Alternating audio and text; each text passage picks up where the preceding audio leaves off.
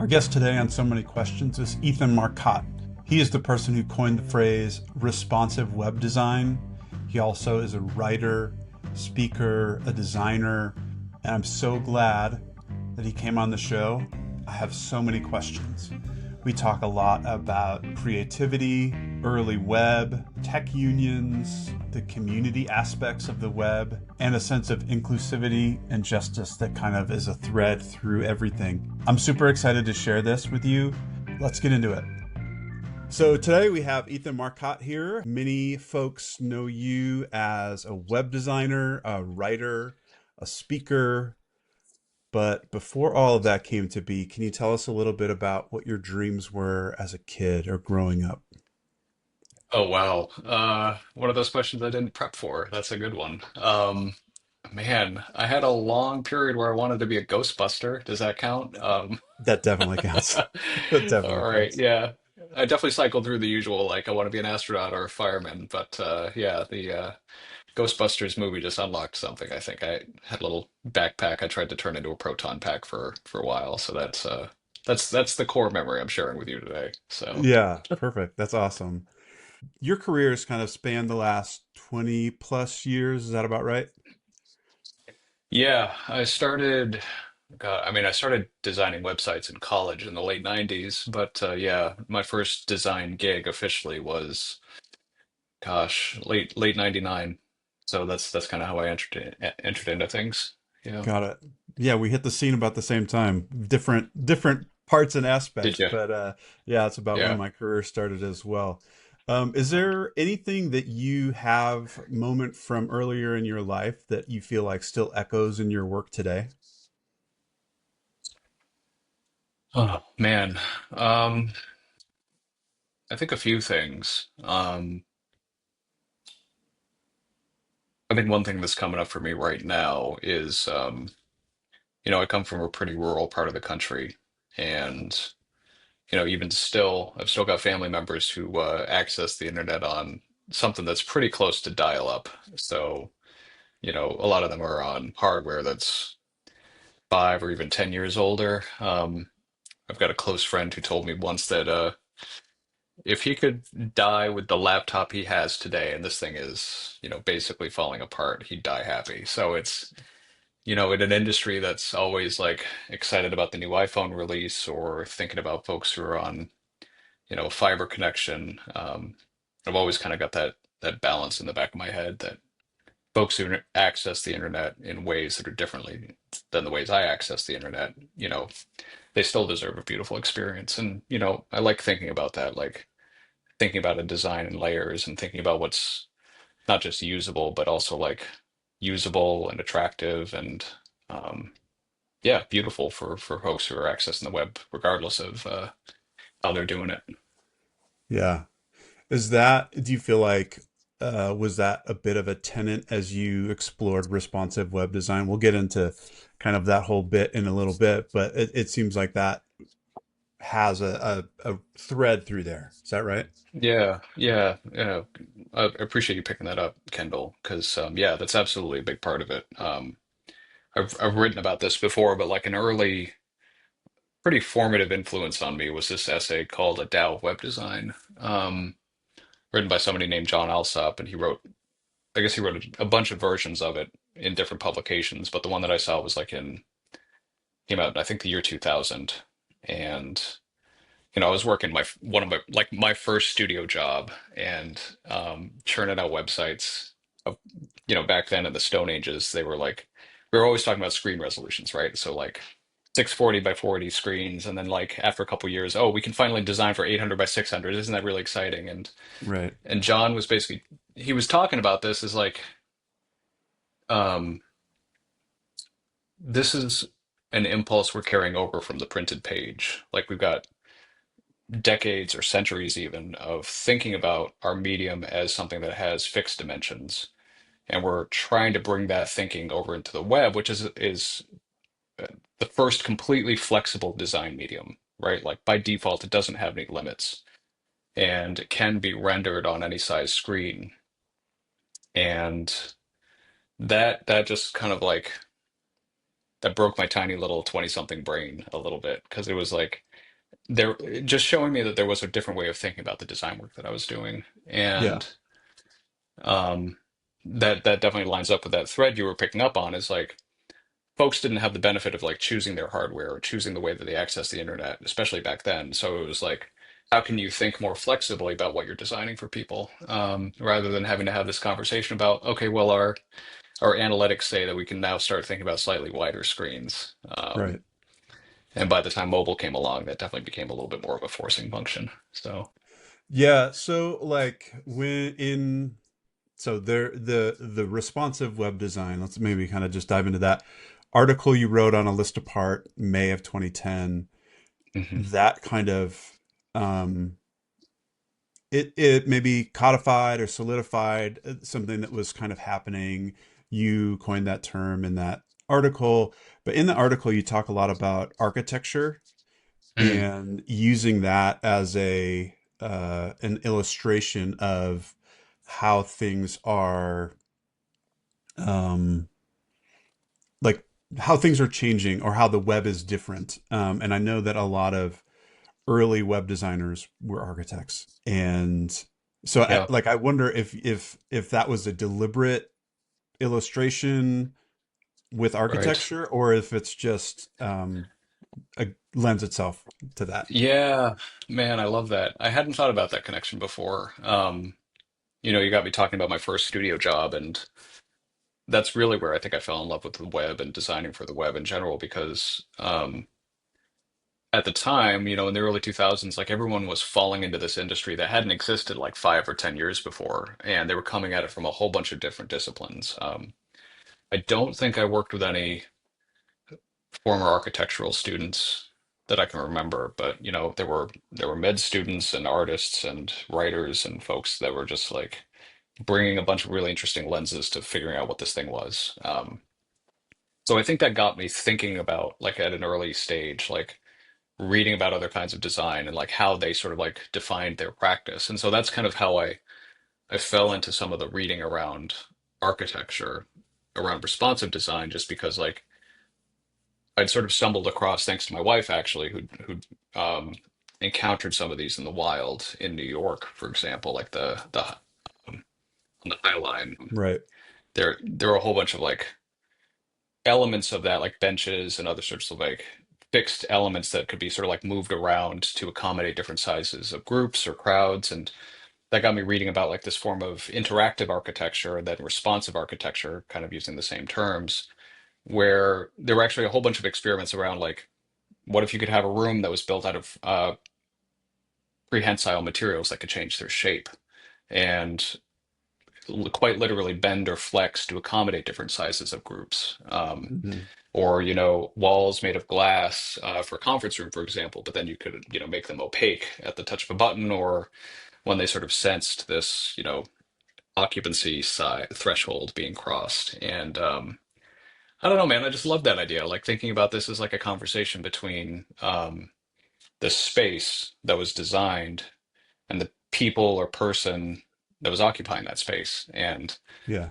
so at least for responsive design, it was like, okay, well, this is actually easier work for us because we now have these new devices that we're finally talking about, thinking about these capable mobile browsers.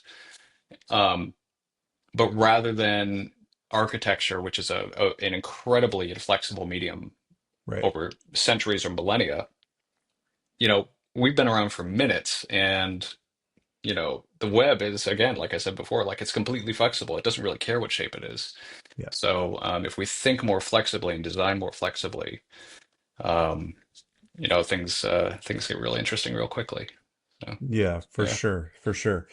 Let me go back a little bit. Like, Hmm. so can you talk about how you first found the web or your first kind of experiences in that? Like I know mine was like it was not AOL, it was Prodigy.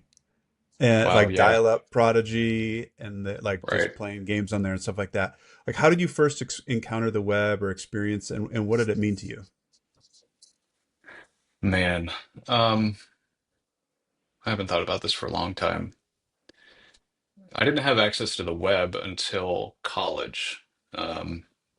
I think yeah, when I started in college in 95, that's where I first had the option to like access a web browser and access the World Wide Web. And Right. so prior to that point in high school, some kids at my school had like set up a BBS, you know. So Yep. I think my knees just cracked saying that out loud. I'm definitely carbon dating. I'm definitely carbon dating myself, but Yeah, I feel you. you know, so but that was the first time like you know, I could chat with people not in a hallway. You know, I could Right. talk to people and like we could sort of like have discussions around things and you know, be punks about things and that was kind of fun. But yeah, when I actually like started to see the web in as a freshman in college and sort of seeing this as a place where people were publishing things they were excited about or sharing art they were excited about.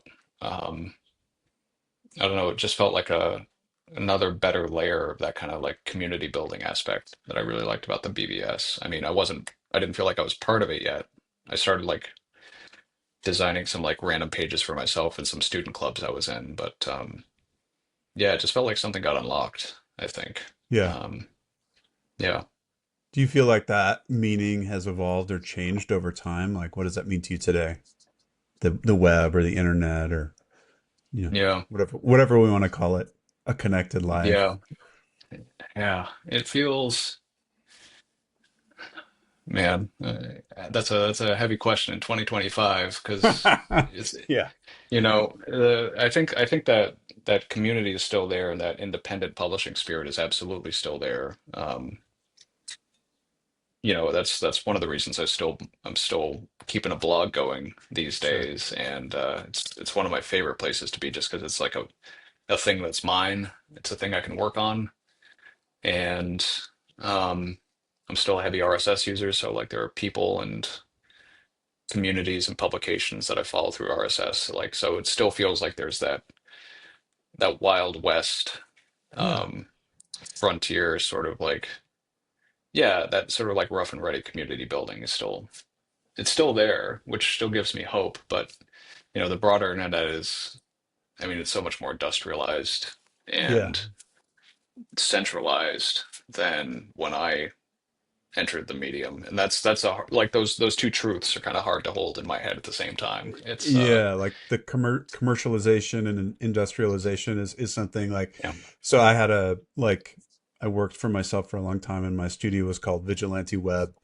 and it was well, this idea of like, this is not corporatized. This is something that is human beings and connection and things like that. So that's kind of yeah, like, I share that ethos for sure. And so it's always been such an interesting thing because I make a living, you know, on the sure, web, being a yeah, web professional, have always, like I always say, like, and you were kind of mentioning this, like the career that I have literally didn't exist when I graduated high school.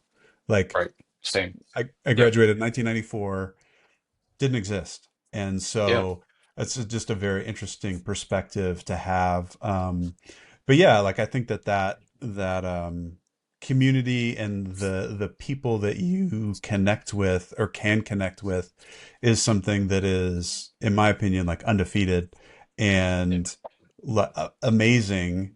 And then it's also terrible. And, like there's yeah, always two sides to it. So yeah, yeah, interesting. yeah, definitely. I mean, it's I joked one time like I don't know the famous like Tim Berners-Lee line, "This is for everyone." You know, I've gotten to a point in my life and my career where it's like you could read that as a curse a little bit.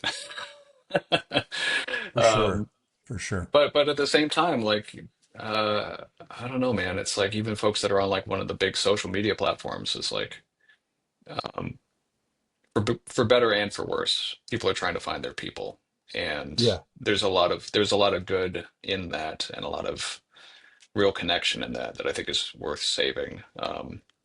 You Right. know, a good friend of mine, Aaron Kassane, has been doing a lot of work and thinking about how to build better networks for ourselves, like safer networks, more sustainable networks that aren't sort of like part of that like more industrialized internet, that more commercialized internet. And see somebody whose research I really value, and so I'm glad people are talking about this because I think there are alternatives out there. Yeah. Yeah, for Yeah, sure. And it's It's one of those things that I feel like we, especially people who have been at it a while and who have seen kind of the progression and things like that, need to be, like almost be a part, like need to be a part of it because we hold on to that um, kind Yeah, of, we remember what the web can be as in terms of like as a means of connection and yeah, that type of thing. Yeah. yeah, yeah. I love that. I love that. And I want to say again, like I think that's out there now today, Yeah. which, still gives me hope. Just a little harder to find. But it's Yeah, you still got to definitely parse very through a much lot of stuff. thriving. Yeah, yeah, for You got to sure. parse through a lot of stuff. Yeah. Exactly. Um, so we're at 2010. You've written the article for a list apart. You then subsequently write a book, comes out in 2011. From there, what happens for you personally? Like, how do you then, like, in terms of how do you think of your own self, your career? Like, this is a big thing. I don't like for some folks who don't have the history that you and I both have and haven't been Mm. around for so long, so people younger than 30, 35 maybe, like this was a big deal. This shift into like responsive, like you mentioned earlier, mobile browsing, those kinds of things, like it was a huge shift. And I imagine that changed your life, your experience, certainly your career. Can you talk about that a little bit? Yeah, I can try. I'm still trying to figure it out in 2025. Yeah. I mean, the reception wasn't anything like what I expected. Like that article came out and the article was sort of preceded a few months before by a talk where I coined the term, and then somebody in the audience, my friend Mandy Brown, was editor of A List Apart at the time, and she was like, "This needs to be an article. Like this needs a bigger audience." And so she was really responsible for bringing it to A List Apart, and then she also encouraged me to write the book. So she's directly responsible for getting it on the world stage and getting it in front of more people. With that said, I mean, when I wrote the article, I tell this to everyone. I dearly mean this. Like I hit a publishing deadline, and I thought that was going to be the end of it, right? Like I just finished Right. this thing, I got it off my to-do list, and I kind of thought that was going to be the end. And I was not prepared for how it snowballed from there. Like designers that I really respect and admire, like John Hicks was a really early adopter of responsive design. He's a tremendous illustrator, brand designer, and also really thoughtful web designer as well. So for someone like him to kind of like put a stake in the ground and be like, oh, this is something that you can bring craft to. Um, I mean that just blew me away. I mean, he's like 12 times the designer I'll ever be, and it was really amazing to see what he was doing with the idea. And that was what I got most excited about was seeing more people think about not just like, okay, this is exactly how this has to be done, but like starting to like, okay, if I was going to bring my design sensibilities to this, here's how I would do it. And it was just like there was so much grand experimentation happening. It was, there was I haven't really seen anything like it since. It was really something magical. Yeah. But at the same time, like I think once it got from independent designers to like bigger brands and publications doing it, that all said to me that if I hadn't come up with the term, somebody else would have, because I think there was a need at that moment for a better way of working. So rather than creating a desktop website and a mobile website and a tablet website and like all these hoops we were jumping through back in the day, I think everybody knew that it wasn't sustainable, but they hadn't really articulated that there was a better way of doing it. And so I think I was really just lucky enough to be first out of the gate. Or so yeah, I really think that like somebody else would have stumbled on the idea, but it definitely like Yeah, it overtook my design practice, definitely. I'm sure.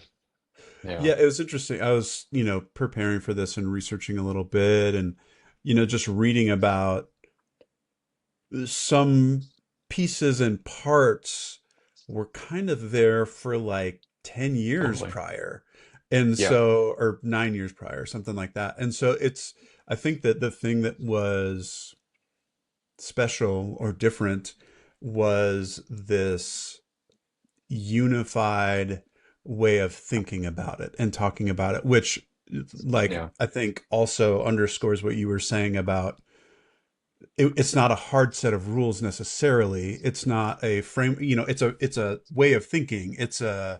a way to apply your design sensibility to whatever it is you're working on. And I think that that is something that allowed it to be flexible enough Mm. and kind of organic and fluid enough to be able to be adopted by literally everyone.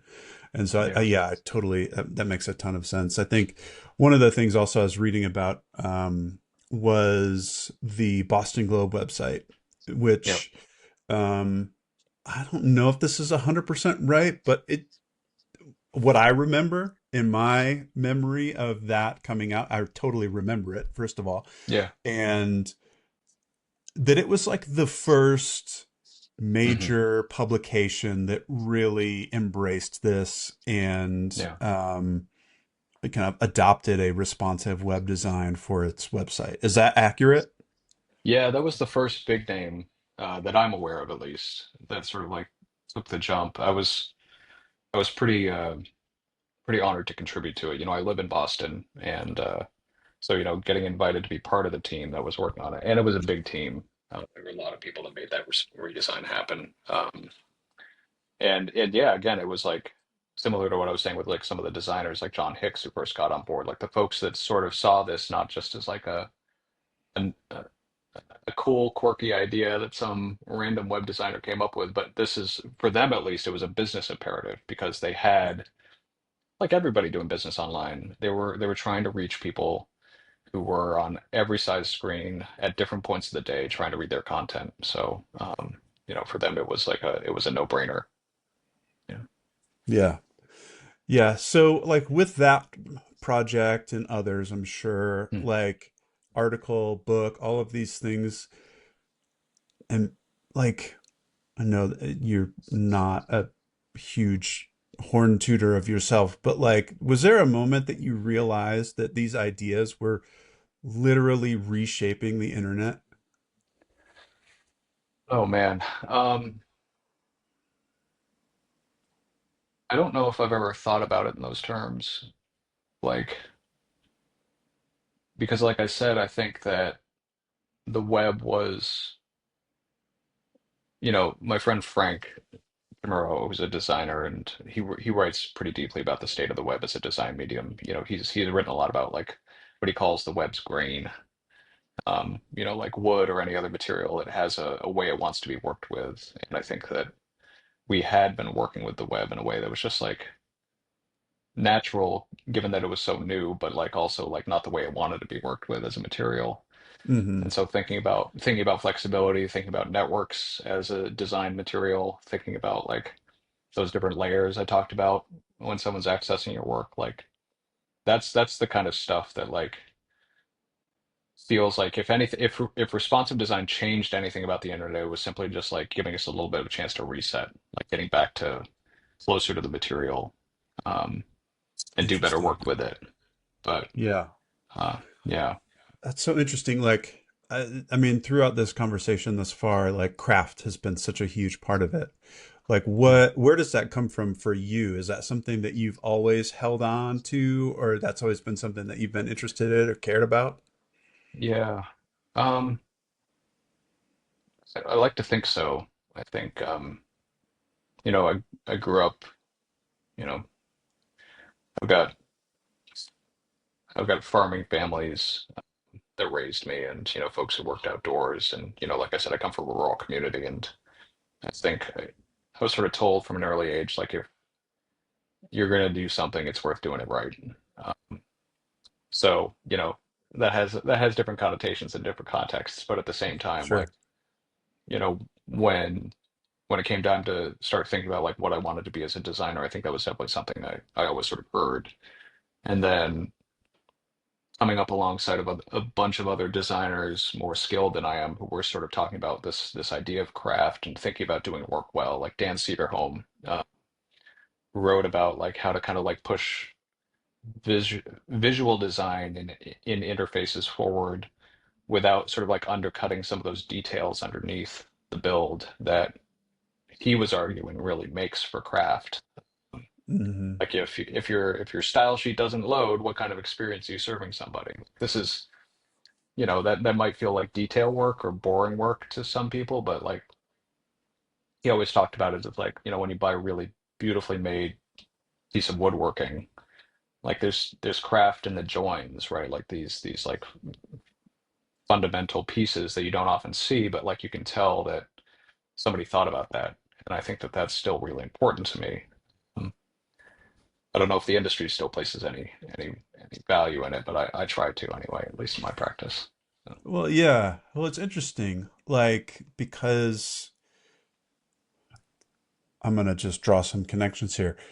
mm, Semantic web is mm, there's a piece of that that is like have it be um readable, have it be something that makes sense, have it be those right. types of things. And I think that um again, all of that's been commercialized and done. There are other things that have been taken with that, but I think that Sure.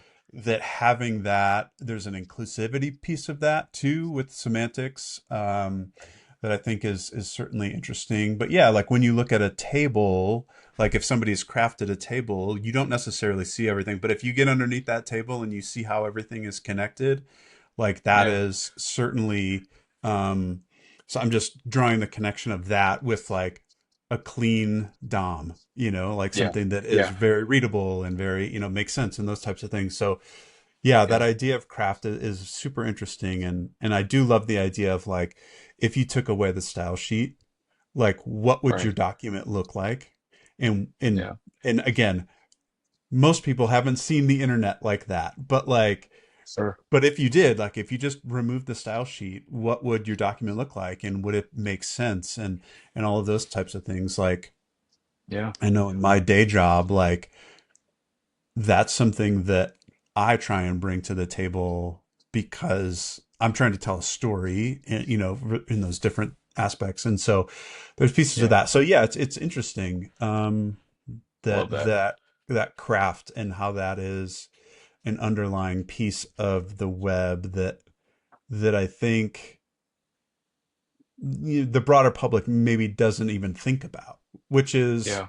also a bit of a beautiful thing to me, like because unless you're a woodworker, you don't know what that join or like how that Sure. piece, you just know that hey, that's a beautiful table or that's a beautiful cabinet or whatever it is, and you can Yeah. appreciate that, but you're not necessarily in the nuts and bolts of like or the not nuts and bolts, um if you will. So Yeah. Yeah. Yeah. yeah, yeah, it's I love that. interesting. Love that. um Yeah. so responsive web design, your Mm, career, gonna fast forward a little bit.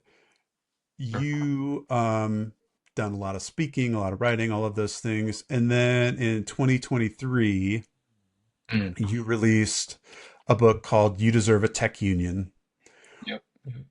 What prompted that? That's Yeah. kind of, it's a little bit of a left turn, like maybe Right. if you're not um like it was I'll be honest, it was a little bit to me. I was like, oh, that's cool, like I didn't Sure. expect that. Yeah. What first made you realize that the labor side of tech needed more attention or representation, or that this was something that, or like, how did this come to your brain and need to be something that was done? Yeah. Yeah. That's a great question, Kendall. Because yeah, I think if you look at my three books, two on responsive web design and then one on labor issues in tech, like it definitely feels a little bit like a little bit of a left turn.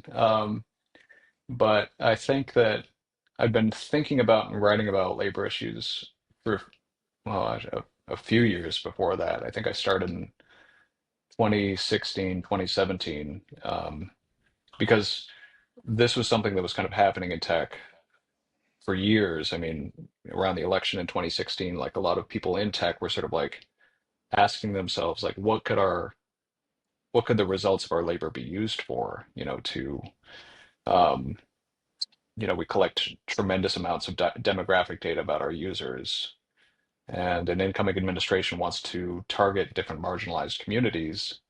Are we building products that are actually going to be enabling harm? And Sure. they were leading they were leading a lot of very public conversations that we hadn't really seen in tech, or I hadn't seen in tech since I joined the industry, and that felt new to me. And those sort of like escalated in useful ways, like people at Google, for example, talking about like their employer talking about launching a search engine in China, which could be used to facilitate different human rights abuses. And again, they're coming at this from like this is our labor that is being used for these products. Like we should have a say in how these things are actually deployed and implemented because we built this. Um, and then that all sort of like escalated up to this point of, the Google walkouts in 2018, where folks actually were like responding to gross abuses and unsafe working conditions at the executive level, and they basically decided to withhold their labor and leave leave the office for half a day, and that felt like a new moment for me, and that ultimately resulted in, there were actually unions forming in tech for the very first time, places like Glitch and Kickstarter, and um, so it felt like there was this thread that I was kind of just watching happen, that many workers across the industry were basically asking themselves like, what is our work meant to be used for, and why don't we have a say in that? And then the next step is like, oh, we can have a say in this, and this is how we can form these unions and get organized in our workplaces. So I think like the through line that I see through all my books, the first two on responsive design, um, and then one on labor and tech, was there's this idea that I'm interested in, and it feels kind of big and weird to me, and I want to try to make it understandable to myself, but also to more people, because it can feel intimidating to get started. And, whether it's responsive design or forming a union, the steps to get started are actually very simple, and anybody can do them. So that's kind of why I wanted to write about it. But at least for the labor piece, like I knew that I didn't have the on the ground experience that I did with responsive design, so I wanted to talk to people who were actually leading those discussions. So I started reaching out to workers and organizers, folks who'd formed a union for the very first time, folks who were negotiating their contracts for the very first time, and try to get a sense of like how these different parts of the process played out for them and why they got started on these paths. And trying to bring those voices into the book in a way that, like, again, I was like, I want anybody to feel empowered to do this. Um, Right. and so if me stringing a couple words together can make those ideas more accessible, then that's something I love doing. So Yeah. Yeah, that makes sense. Did it seems like in talking about responsive web design and then talking about you deserve a tech union, there is a sense of community, there is a sense of justice, there is a sense of those kinds of ideals or principles. Where does that mm. sense of justice come from in your life? Woof, man, I don't know if I have one answer for that. I think, I've been raised by a bunch of different people who have very strong senses of ethics and morals and justice. Um, I'm not religious myself, but I was raised in a church, and that was a big part of that education as well. And my grandmother and an old writing mentor of mine who's still very close to me. Like I think those are two big people that I think of when I think about like people who tried to make sure that people were treated fairly, and um, also that it's worth speaking up when things aren't fair and they could be better. So, um, that writing mentor I mentioned is a former Episcopalian minister, and he was actually the person who at first introduced me to my very first labor poster. Like, just union politics and labor movements was something that was always very important to him. Um, and So if I know anything about unions, it's because he started me on that path. And And was that a long yeah, time ago? Like, was that it, that was, I mean, that was, was in high school. Yeah, so got that it. was early 90s, I think, is when I first met him. He was my English teacher at the time, and we've stayed friends since. And but yeah, my grandmother worked a dairy farm, and she, I mean, I write about this in the book. I'm gonna get a little emotional now. But she, I don't know. The thing I always remember about her was anybody could stop in at any point in the day, no matter how busy she was. She would stop and feed them. You know, that that community building aspect, I think, is something that I always think about with her. And she never would have Yeah. called it that, but she Right. made everyone feel welcome. Yeah. Yeah. Yeah. That was the sense that you got, was that that community piece was there. That was part Yeah. of it. That's part of the deal. Like, Like, yeah, yeah. this is how you show up for people. This is how you take care of people. And yeah, again, she would never have used these words. And in fact, she would definitely not call herself a union sympathizer. We did not agree much politically, but she knew how to show up for people. Yeah. Yeah. Well, that's amazing. Thank you for sharing that. I guess next question that's kind of similar, but so you had a platform, you Mm, were a writer, you were a speaker, you had this kind of responsive web design on your CV that like people kind of listen to you. Do you feel like this move into you deserve a tech union and that type of thing, that this was like an opportunity for you to use your platform for progress or good? Was that in your thinking at all, or was it just a very logical next step that happened for you? yeah. Yeah, that's a good question. I don't know if I've ever thought about it in those terms specifically before. Like, I wasn't like, hey, I've got however many thousand followers on Twitter, RIP Twitter. I think it was more like, it was really more like bringing these ideas to a wider crowd. So like if responsive design hadn't taken off, well, I don't know if I would have been given the opportunity to write a book on labor issues in tech, but it was really about like, this is the thing I care about, and this is the thing I'm going to write about first and foremost. So, if it makes it easier for somebody who, I guess the one thing that I did see as useful is, and I say this right in the preface, and anytime I talk about this, is like, I'm not an organizer. I've never been in a union. This is something that I've been researching and writing about for a while and interviewing people who are directly involved with it. But like, I'm coming to this for the first time too. So let's you and I see if we can figure this out together. Right. So that writing mentor I mentioned, like one of the first classes I had with him, like he always talked about this, is like, we only have so many weeks together in this class, whether it's a full year or a half year. And the best I can do for you in this topic is act as a tour guide. Like, I've been here before. I know some of the big landmarks. Um, so the best I can hope for is that after this class is done, you're going to at least know the landscape a little bit better, so you can continue to come back and explore this yourself.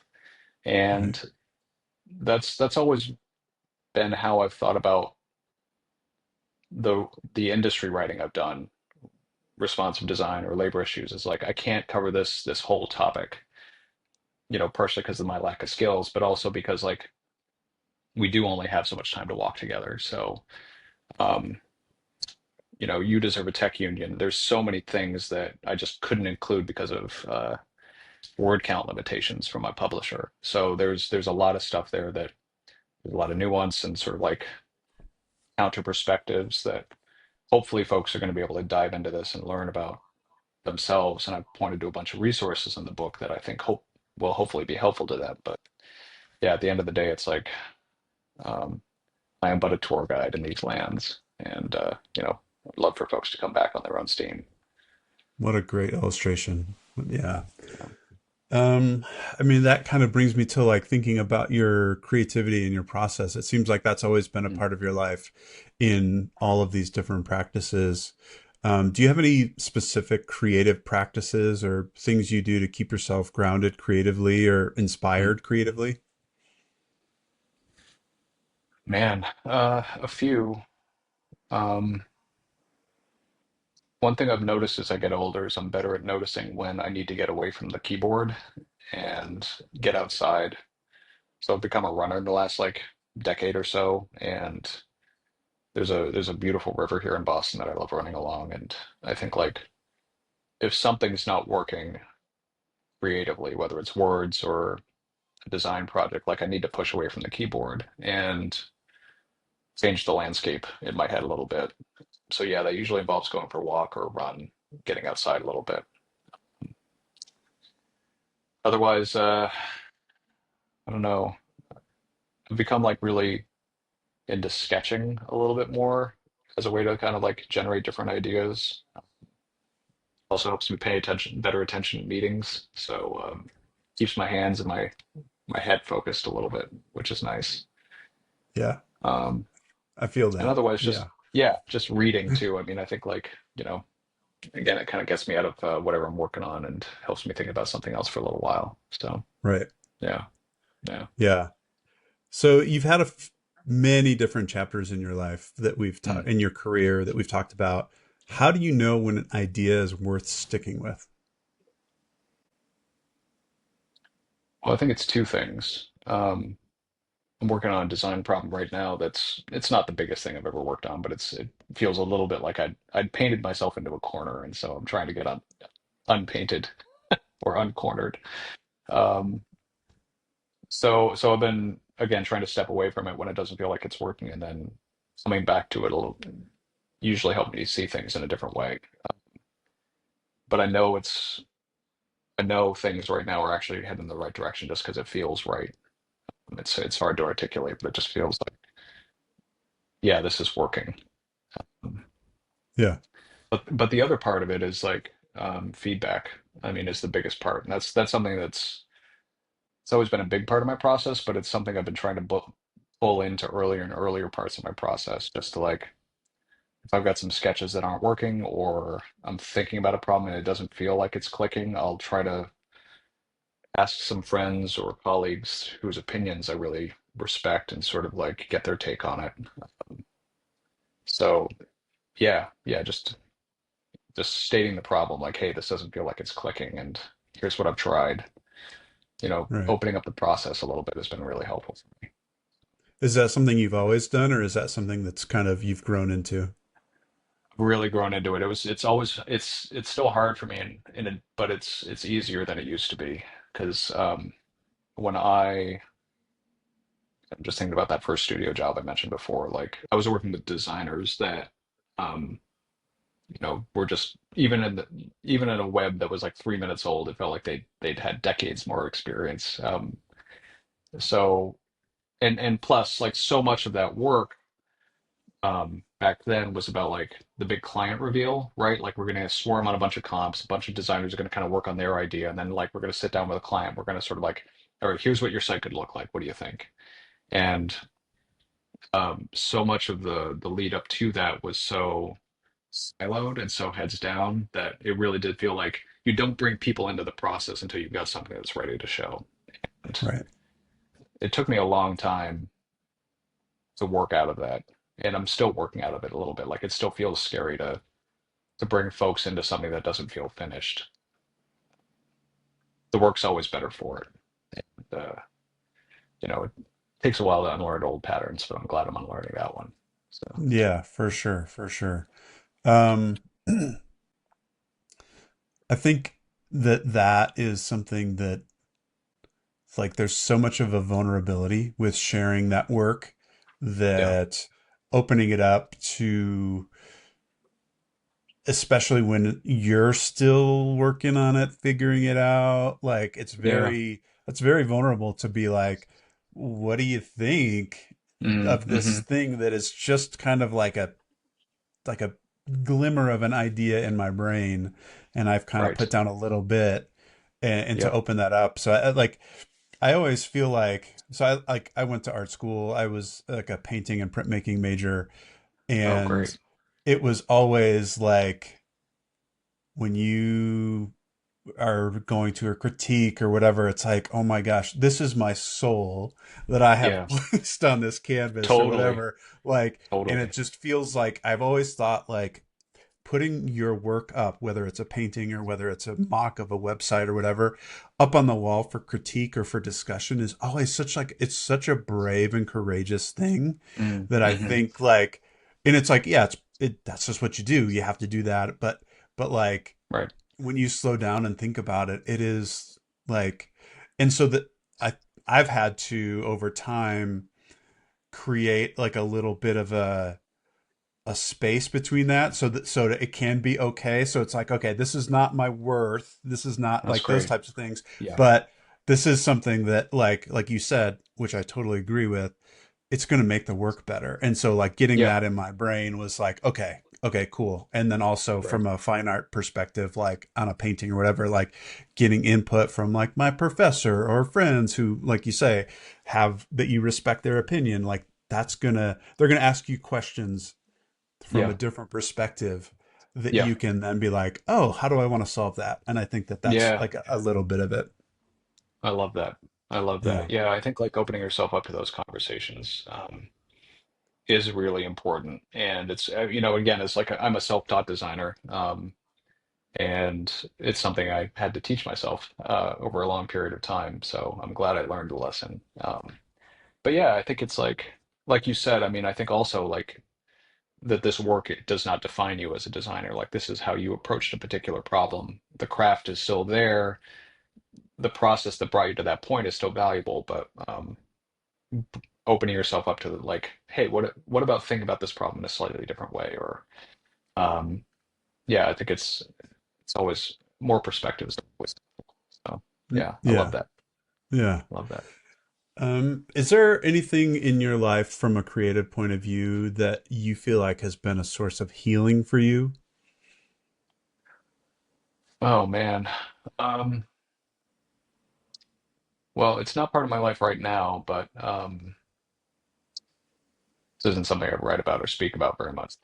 Singing has always been a big part of my life, and so choral singing specifically. So like I did a lot of like singing like classical music groups in college. It was very cool, as you can tell. Um, but then like back in like 2016, 2017, I joined a local chorale, and man, it was great to reconnect with that. I miss it. So yeah, that obviously stopped back in 2020, but Right.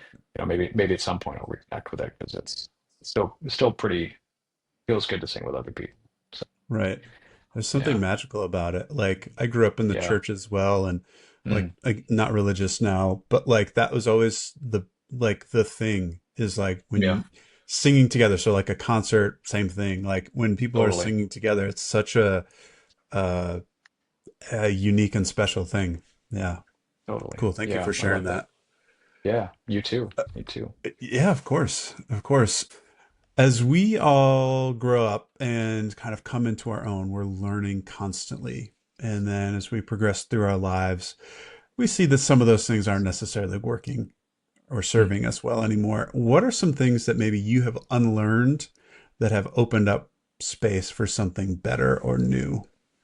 mm. Some things I've unlearned. Well, I mean, we've talked about two of them. Um, that kind of like preciousness that I am still working through on some small degree, but like definitely like that idea of like unveiling your work when it's ready. I'm glad I've Yeah. I've moved past that. And, that's been a big impact on me as a designer. Um, and the other one I think is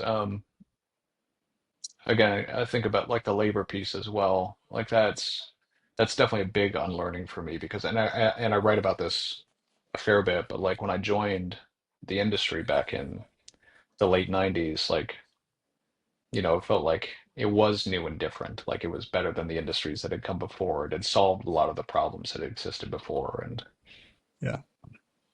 it's been, a hell of an education in the last decade to see that that's not the case, that we have work to do here and there are people doing that work.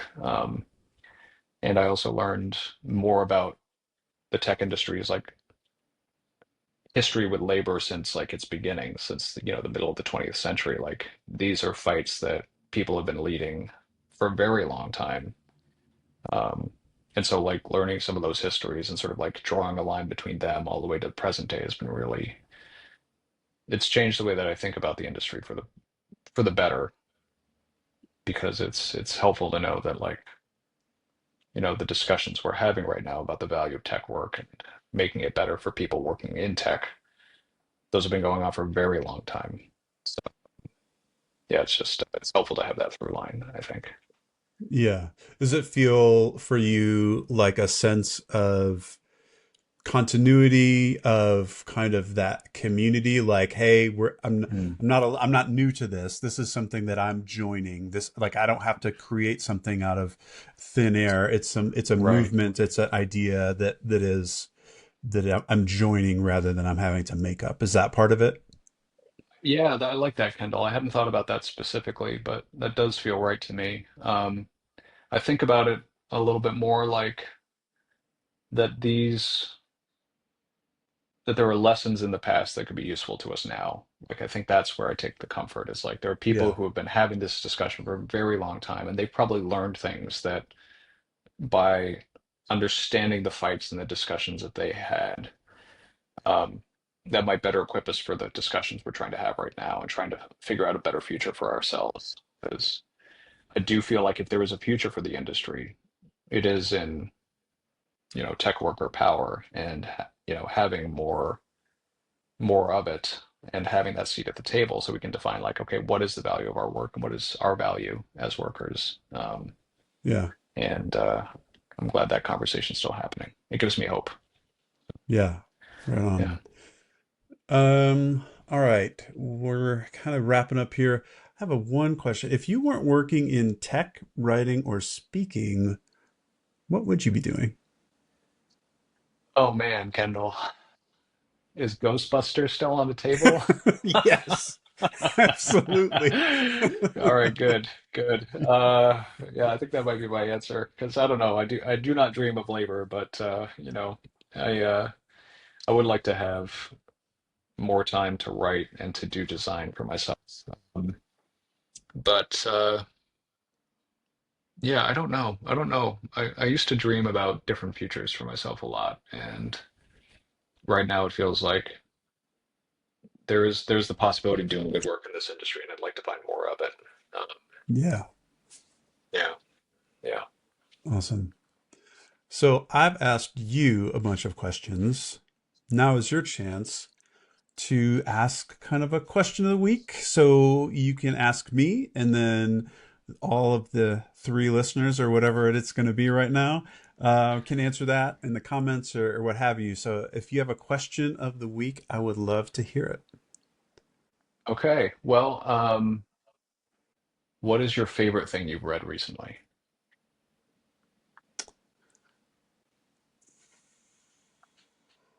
Could be an article, could be a book, could be an advertisement. The brief is very open. Yeah. Go to town. Um, this is it's interesting. So the first thing that came to my mind is um, the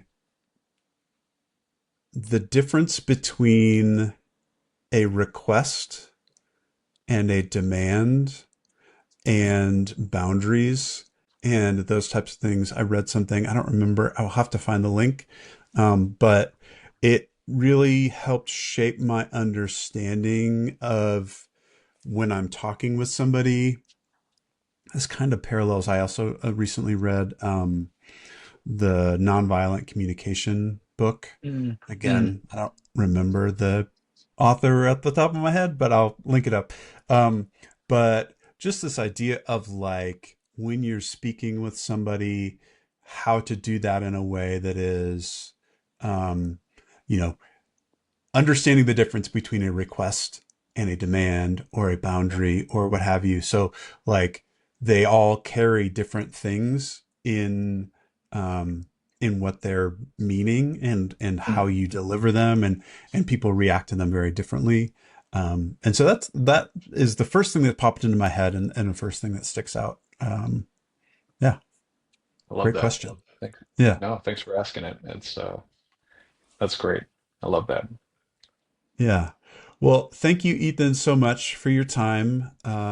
Please check out Ethan's books and writing. Is the best place for that to just head to your website? Yep. Best place to do that is Cool. my website, ethanmarcotte.com. Yeah. Awesome. I will put that in the show notes here. And yeah, Ethan, thank you so much. I really appreciate the time. And yeah, thank you. Sandal, thank you. It's been a real honor and great to chat with you.